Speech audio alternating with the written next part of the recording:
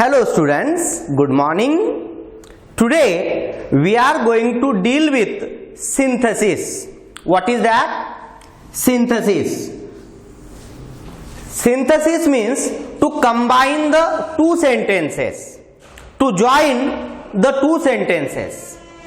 In our examination, the question is like combine the sentences या join the sentences using dash dash. अब ये dash dash की जगह अलग अलग प्रकार के ग्रामर कंटेंट्स है, छोटे छोटे ग्रामर के कंटेंट्स है, जिन वर्ड्स है जिनका यूज करके, जिन कंजंक्शंस का यूज करके हमें दो सेंटेंसेस एक बनाने हैं, कंबाइन करने हैं. अब सबसे पहले as soon as, when, as या no sooner dash than, इसके साथ या इसके बाद में hardly dash when, scarcely dash when, इनका यूज करके हम सेंटेंसेस कंबाइन करने जा रहे हैं. क्या कहा मैंने? As soon as, when, as, no sooner के साथ देन आता ही है.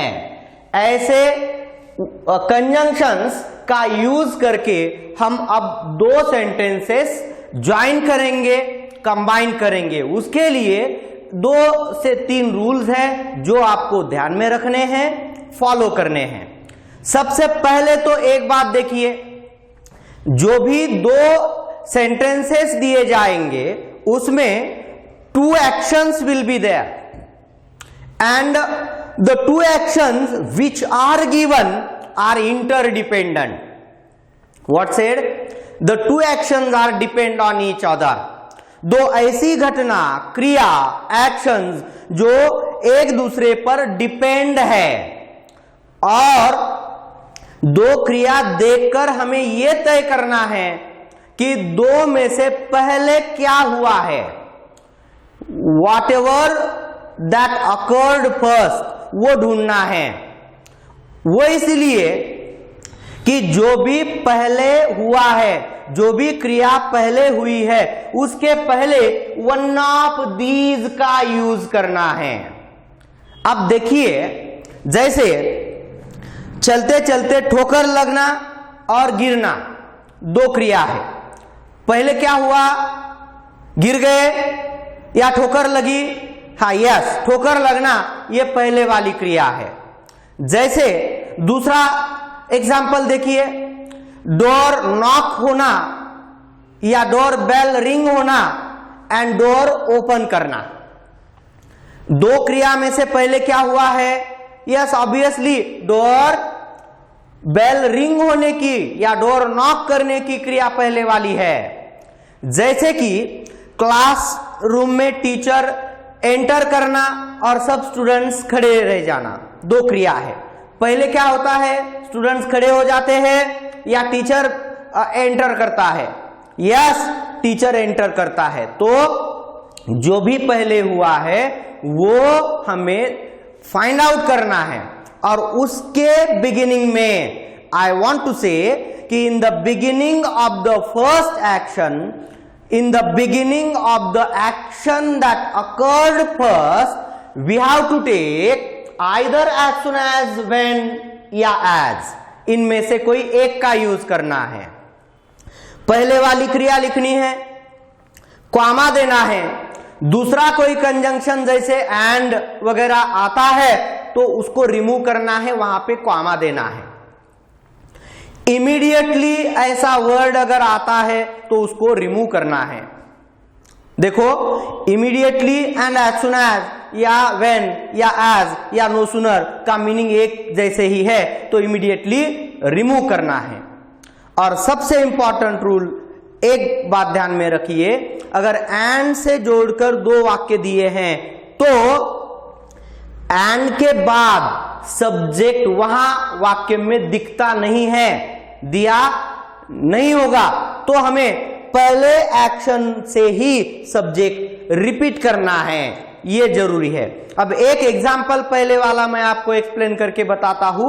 ये 3-4 रूल्स मैंने अभी जो ओरली एक्सप्लेन किए हैं वो वहां पर कैसे काम में आते हैं देखते हैं. देखिए इधर, the first example is the policeman went some distance and caught the thief. अब दो एक्शंस है यहां पर, पुलिसमैन का कुछ डिस्टेंस चलकर जाना एंड उसके बाद थीफ को कैच करना, ये दो क्रिया है।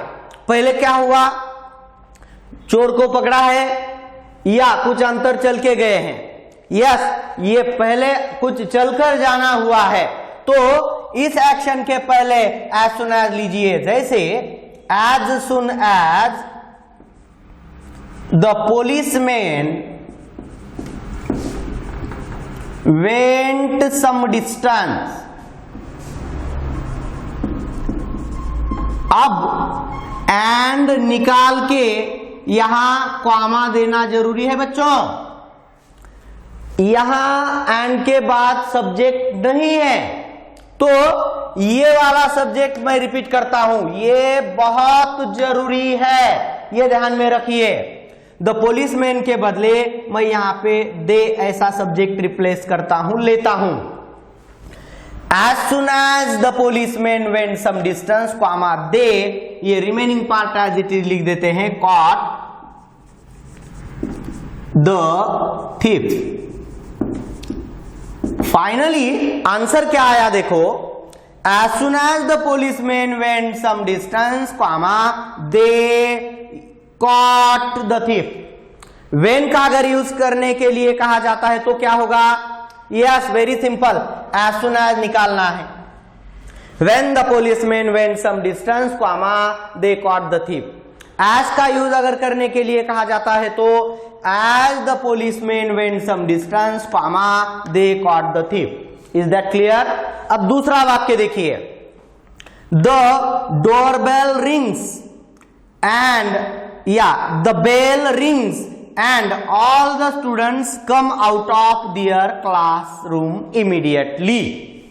अब दो क्रिया है, बेल रिंग होने की क्रिया है एंड दूसरी स्टूडेंट्स का क्लासरूम से बाहर आने की क्रिया है। अब इमीडिएटली ये जो वर्ड आया है इसे निकालना पड़ेगा। ये दो क्रियाओं में से पहले क्या हुआ है, ऑब्वियसली ये रिंग होने की क्रिया है, इसके पहले एज सुन एज ले लेते हैं। As soon as the bell rings comma, उसके बाद एंड निकालना है, सब्जेक्ट है यहां पर, तो इधर का सब्जेक्ट रिपीट करने की फिर यहां जरूरत है नहीं करना, यहां का ले लेना। All the students come out of their classroom. क्या है आंसर देखो, as soon as the bell rings all the students come out of their classroom. तीसरा वाक्य देखिए, when milk is heated slowly comma some fats in it get separated. अब already when का use यहां पे है, when should be replace by as soon as. Answer क्या होगा, as soon as milk is heated slowly, comma some fats in it get separated। ठीक है, as soon as milk is heated slowly some fats in it get separated। Fourth sentence देखिए, the door was knocked, my mom opened it immediately। पहले क्या हुआ, दरवाजा knock किया गया, तो इसके पहले एज सुन एज ले लेते हैं। As soon as the door was knocked comma, अब यहां ऑलरेडी सब्जेक्ट है तो दूसरा सब्जेक्ट लेने की जरूरत वहां पे नहीं है। My mom opened it, immediately निकाल दिया है। देखो अब आंसर आया as soon as the door was knocked my mom opened it। Fifth sentence देखिए, my friends enter the house and I welcome them with smile। यहां पहले हुआ है फ्रेंड्स का एंटर करना, उनके इस वाक्य के इस क्रिया के स्टार्टिंग में ले लेते हैं as soon as my friends enter the house, comma दीजिए एंड निकाल के रिमेनिंग पार्ट लिख दीजिए I welcome them with smile। अब देखिए बच्चों, आंसर आ गया final as soon as my friends enter the house, I welcome them with smile। आखिरी वाक्य देखिए, when I will be an officer I will teach you the lesson।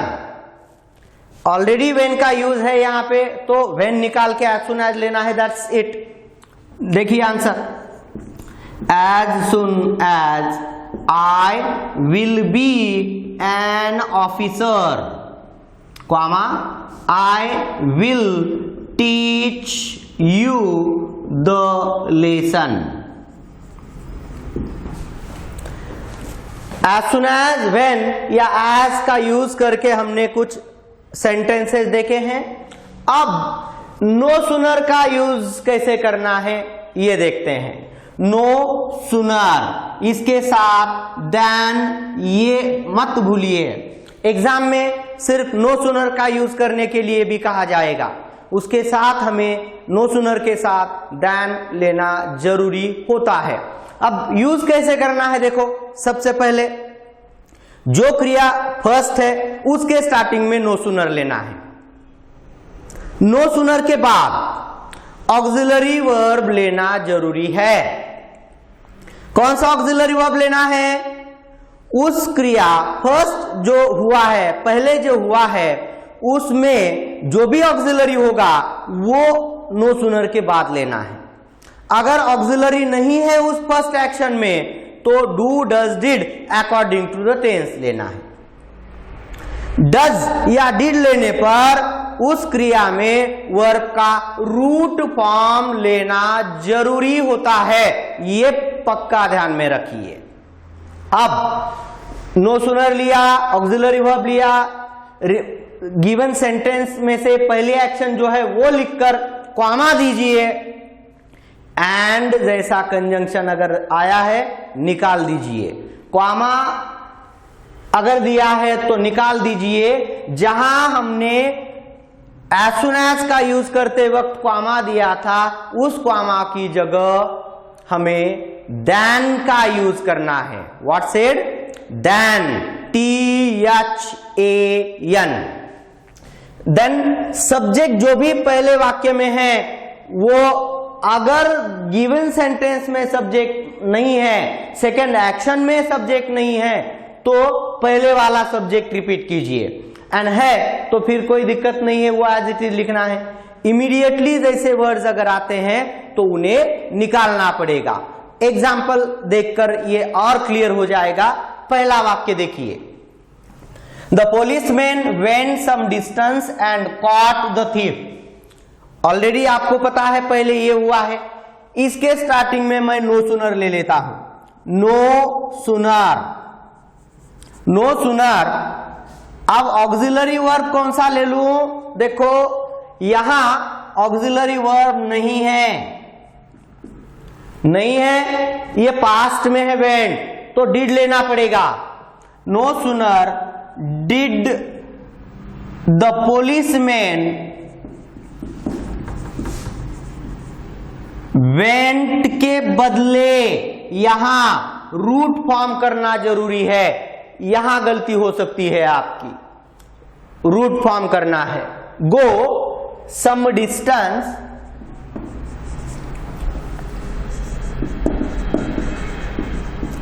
Then, यहां comma दिया था एज सुन एज के वाक्य में, अब एंड निकाल के देन लिया है, ये जरूरी है, ध्यान में रखिए। सब्जेक्ट यहां नहीं है तो ये वाला सब्जेक्ट इधर का रिपीट करते हैं, दे कॉट द थीफ। अब देखो आंसर क्या आ गया, no sooner did the policeman go some distance then they caught the thief. Is that okay? दूसरा वाक्य देखिए, the bell rings and all the students come out of their classroom immediately. अब इसमें पहले रिंग होने की क्रिया हो गई है, ये हमने ऑलरेडी देखा है। इसके स्टार्टिंग में ले लेते हैं नो सूनर, नो सूनर। अब नो सूनर के बाद क्या तय हुआ है लेना, ऑक्सिलरी। फर्स्ट एक्शन में का ऑक्सिलरी वर्ब लेना है, यहां पे तो है नहीं, रिंग्स आया है तो डज लो, रिंग आता तो डू लेते, रैंग ऐसे आता तो डिड लेते। अब क्या लेना है, yes does. No sooner does the bell. अब यहां रूट फॉर्म ले लो, रिंग, यस यस कैंसिल करो, रिंग। अब एंड निकाल के एंड की जगह देन लेना है, यहां ऑलरेडी सब्जेक्ट है तो दूसरा लेने की जरूरत है भी नहीं। All the students come out of their classroom, immediately निकाल दो।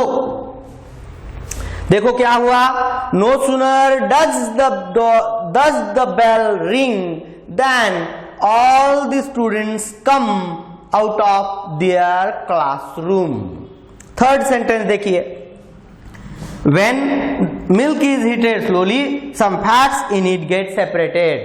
मिल्क को जैसे ही हीट करते हैं उसमें के फैट्स सेपरेट होना स्टार्ट हो जाता है। तो पहले हीट करने की क्रिया है, तो इसके पहले नो सूनर ले लो। एज सून एज निकाल के, व्हेन निकाल के नो सूनर ले लो, नो सूनर। अब यहां पे इज है बच्चों, तो डू डज डिड नहीं लेना, जो है वही ले लेना। No sooner is milk. अब यहां जैसे इधर वेंट का गो किया, रिंग्स का रिंग किया, वैसे हीटेड का हीट करना पड़ेगा नहीं, हीटेड ही आएगा।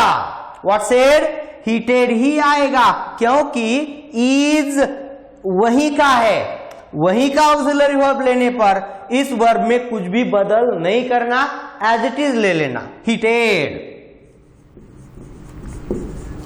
स्लोली,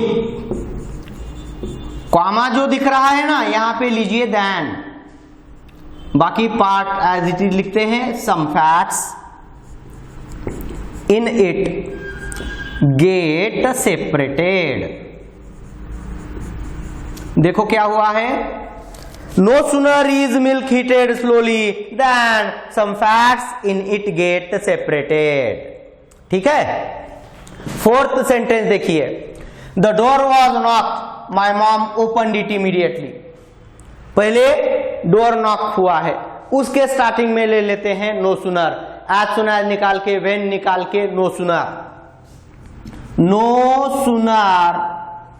इसके बाद यहां है वॉज, तो ये वॉज ले लेते हैं auxiliary verb. No sooner was the door knocked, मैंने ये ED suffix as it is रख दिया है, देखो, क्योंकि वॉज यहां दिया था वही मैंने इधर रिपीट किया है, ले लिया है, तो वर्ब फॉर्म में कुछ भी बदल नहीं होगा। सिर्फ डज या डिड लेते हैं तो ही रूट फॉर्म करना पड़ता है। ठीक। इसके बाद कॉमा दिख रहा है, वहां पे ले लेते हैं देन,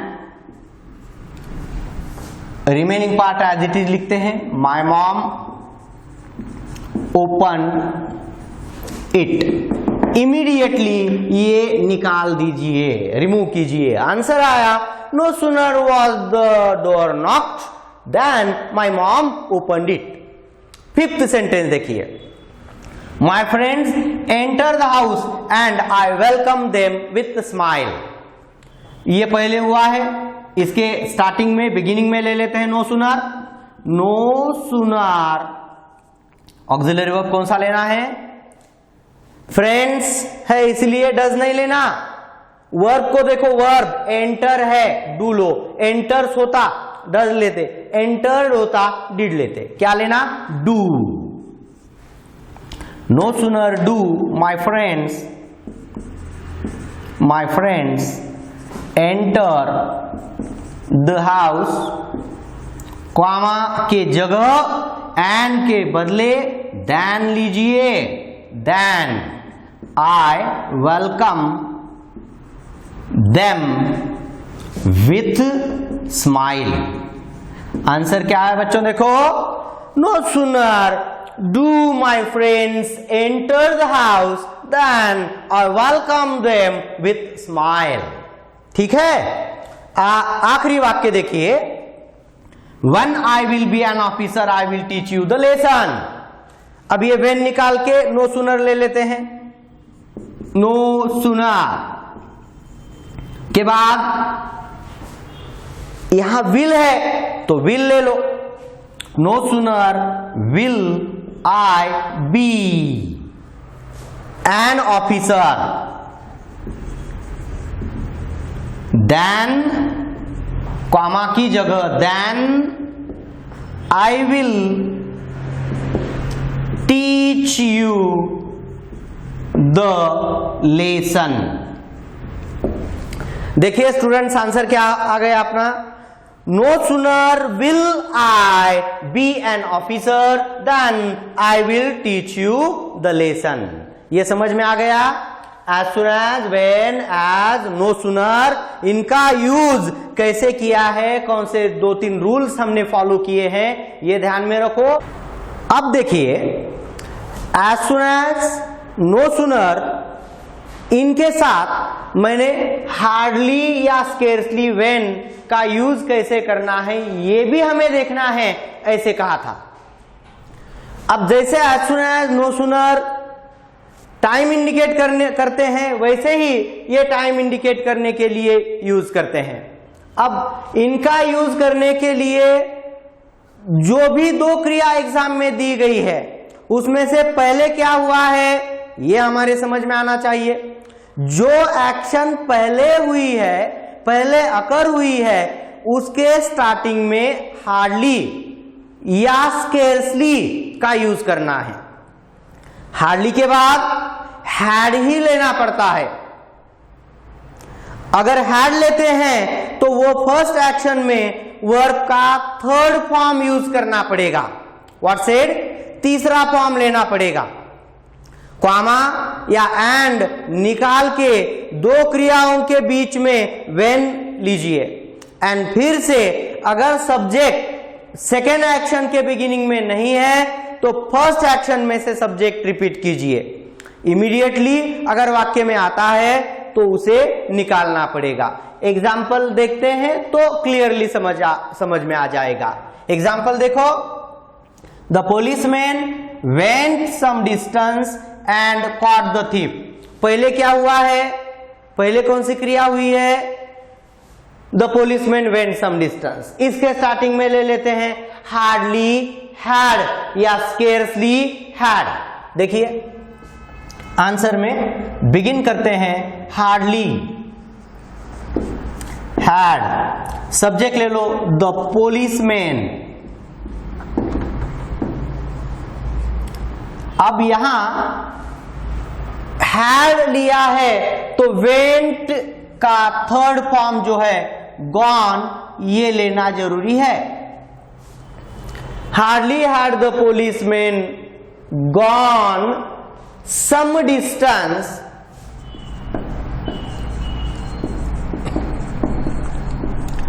एंड निकाल दो और यहां व्हेन लिख लो। व्हेन सब्जेक्ट यहां पे है नहीं तो इधर से रिपीट करना है प्रोनाउन के फॉर्म में। They caught the thief. क्या गया आंसर? देखो, hardly had the policeman gone some distance when they caught the thief. ठीक है, दूसरा वाक्य देखिए, the bell rang and all the students came out of their classroom immediately. अब ये रैंग होने की क्रिया पहली है, फर्स्ट है, उसके स्टार्टिंग में ले लेते हैं हार्डली हैड। देखिए हार्डली हैड या स्केर्सली हैड, जो भी कहते हैं यूज करने के लिए। द बेल, अब यहां रैंग पास्ट फॉर्म है, लेकिन इधर पास्ट पार्टिसिपल फॉर्म यानी थर्ड फॉर्म लेना पड़ेगा, ये जरूरी है लेना। रिंग रैंग रंग, ये थर्ड फॉर्म ले लिया। Hardly had the bell rang when, and निकाल के व्हेन यूज किया। Remaining part as it is लिखते हैं, लिखते वक्त इमीडिएटली निकाल देते हैं। All the students came out of their classroom. देखिए आंसर क्या गया, hardly had the bell rang when all the students came out of their classroom. Third वाक्य देखिए, the door was knocked, my mom opened it immediately. अब इसमें the door was knocked, ये first action है, ये तो आप जान ही गए हो, तो इसके पहले ले लेते हैं हार्डली हैड द डोर। अब यहां गौर से देखिए, वॉज दिया था, फिर भी हमने हैड लिया है। अब ये पैसिव कंस्ट्रक्शन है। कौन सा कंस्ट्रक्शन कहा मैंने, पैसिव कंस्ट्रक्शन है, तो यहां भी पैसिव करने के लिए बिन लेना पड़ेगा, ये बात ध्यान में रखो। क्या हो गया, hardly had the door been knocked when, remaining part as it is लिख दिए, my mom opened it. Immediately cancel करना है, रिमूव करना है, निकालना है, ये समझ में आ गया। वन मोर सेंटेंस देखिए, number 4, I saw my mom and became very glad। क्या हुआ, पहले I saw my mom and उसके बाद glad हुआ, तो इस क्रिया के बारे में, मतलब इस क्रिया के बिगिनिंग में हमें हार्डली का यूज करना है। जैसे हार्डली हैड आई, अब हैड अगर यहां पे ले आया है तो सॉ के बदले थर्ड फॉर्म लेना पड़ेगा, तीसरा फॉर्म लेना पड़ेगा सीन, ये जरूरी है। देखिए hardly had I seen my mom when,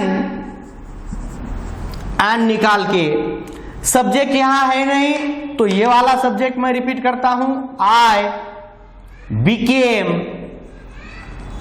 very glad. देखिए ये 4 सेंटेंसेस मैंने आपको एक्सप्लेन करके बताए हैं, जिनमें हार्डली डैश व्हेन का यूज किया है। अब हार्डली को स्केर्सली से रिप्लेस किया तो भी आपका दूसरा आंसर यहां पे तैयार हो जाएगा। यहां मुझे लिखने की जरूरत नहीं है, एग्जाम में अगर कहा जाता है तो आप हार्डली का जैसे यूज किया है हमने, सेम स्केर्सली हैड का कंस्ट्रक्शन यूज कीजिए, स्केर्सली व्हेन का कंस्ट्रक्शन यूज कीजिए। यहां तक कुछ प्रॉब्लम है, डाउट है तो पूछिए, हम आगे कंटिन्यू करने जा रहे हैं। ठीक है बच्चों, अब देखिए स्टूडेंट्स, दो, अल्दो या बट का यूज कैसे करना है। दो, अल्दो, बट, कुछ सेंटेंसेस मैंने बोर्ड पर यहां लिखे हैं, उनमें इनका कैसे यूज करना है मैं आपको एक्सप्लेन करके बता देता हूं। अब पहला वाक्य देखिए, मुंबई इज क्राउडेड, दूसरा वाक्य है उसके साथ, people like to live there. Synthesize करना है, कंबाइन करना है। अब दो क्रिया में से कोई क्रिया कॉन्ट्राडिक्टरी हमें दिख रही है। ऑलरेडी हमें पता है दो या अल्दो कॉन्ट्राडिक्शन, कॉन्ट्रास्ट दिखाने के लिए यूज करते हैं हम। तो ये Mumbai is crowded, this is the contradictory statement to this one. इसके बिगिनिंग में दो या अल्दो ले लेते हैं। Though Mumbai is crowded, comma, यहां सब्जेक्ट है ऑलरेडी तो वही लीजिए, people like to live there. क्या आ गया answer? Though Mumbai is crowded, comma, people like to live there. Although should be replaced by though, that's it. अब बट अगर यूज करने के लिए कहा गया तो ये दो निकाल दीजिए एंड बट का यूज यहां कॉमा के बदले मतलब between the two actions but का यूज करना है। जैसे मुंबई इज क्राउडेड बट यहां पे यूज किया है कॉमा की जगह, people like to live there. Answer आया, though Mumbai is crowded, people like to live there. Although Mumbai is crowded, people like to live there. Mumbai is crowded but people like to live there. ठीक है, दूसरा sentence देखिए, he was given the best medical treatment, his condition steadily grew worse. क्या हो गया है? ये पहले वाला statement is contradiction to the another. बहुत अच्छी मेडिकल ट्रीटमेंट दी है इसको, मतलब ये उसकी फिजिकल कंडीशन या हेल्थ वर्स हो रही है, इसे मिसमैच कर रहा है, कॉन्ट्राडिक्शन इंडिकेट कर रहा है। बिगिनिंग में दो ले लेते हैं, दो he was given the best medical treatment, comma, remaining part as it is लिख देते हैं, his condition steadily grew worse।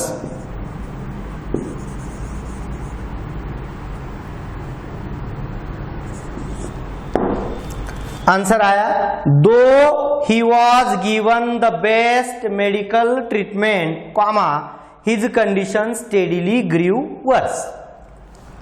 अब बट का अगर यूज करना है तो दो निकाल दो, ये कॉमा जहां दिख रहा है वहां पे बट ले लो। ठीक है, answer, he was given the best medical treatment but his condition as it is लिखते हैं, his condition steadily grew worse. Third sentence देखो, Rahul is the dullest student, he will stand first in NEET. NEET exam में, NEET में first आना, इसे ये डल होना mismatch कर रहा है, कॉन्ट्रास्ट है। तो इसके पहले मैं दो ले लेता हूं, दो Rahul is the dullest student, comma, remaining part, remaining sentence continue करता हूं, he will stand first in NEET।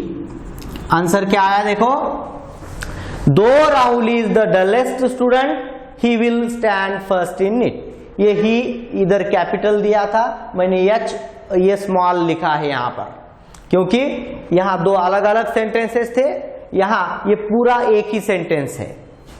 अब दो should be replaced bye all दो, बट का यूज अगर करना है तो ये दो निकालना है एंड यहां कॉमा की जगह बट लेना है। जैसे Rahul is the dullest student but he will stand first in NEET। Rahul is the dullest student but he will stand first in NEET। आखिरी वाक्य देखिए, Mrs Sharma is 94 years old, she looks younger. अब younger दिखने के लिए ये 94 इयर्स का होना मिसमैच करता है, कॉन्ट्राडिक्टरी दिखता है, तो इसके पहले मैं दो ले लेता हूं। दो मिसेस शर्मा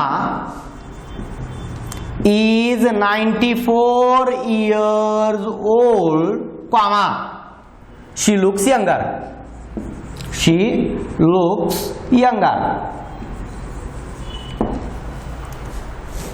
दो Mrs Sharma is 94 years old, she looks younger. Though के बदले ऑल दो भी ले सकते हैं। बट का यूज कैसे करना है देखो, ये एज इट इज लिखते हैं, Mrs Sharma is 94 years old but, यहां लिया कॉमा की जगह बट लिया, अब रिमेनिंग पार्ट लिखते हैं, शी लुक्स यंगर। आंसर क्या गया देखो, Mrs Sharma is 94 years old but she looks younger. ठीक है बच्चों, आज के लेक्चर में हमने जो भी कंजंक्शंस यूज करके सेंटेंसेस कंबाइन किए हैं, ज्वाइन किए हैं, वो अगर आप ध्यान में रखते हो तो ऐसा वाक्य अगर एग्जाम में आ जाता है तो आप अच्छी तरह से उस वाक्य को डील कर सकोगे, वो आंसर आपका डेफिनेटली एग्जाम में सही आ जाएगा। एंड ये बात ध्यान में रखिए कि ये छोटे छोटे जो कंटेंट्स है, कंजंक्शंस है, इनका यूज करके हम सिंथेसाइज कर रहे हैं, ये पार्ट बहुत ही इंपॉर्टेंट है। छोटे छोटे रूल्स है, ज्यादा ध्यान में रखना नहीं है, एक या दो रूल्स ध्यान में रखने हैं, और जो भी चेंजेस मैंने आपको बताए हैं वो ध्यान में अगर आप रखते हो तो डेफिनेटली एग्जाम में किसी भी प्रकार का रिलेटेड टू कंजंक्शंस या सिंथेसाइज सेंटेंस आता है तो आपको दिक्कत नहीं आएगी। ठीक है बच्चों, यहाँ पे रुकते हैं। धन्यवाद, हैव अ गुड डे।